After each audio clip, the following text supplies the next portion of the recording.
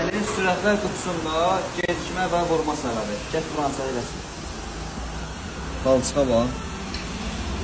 Görürsün, yağın vəziyyətinə bax. Qapqara. Dizel motordan çıxan yağla heç bir fərqi yoxdur bunda. Get bunları açmayaq. Ona görə yağı vaxtına dəyərləndə, qulluq göstərəndə vurma da olmur, gecikmə də olmur.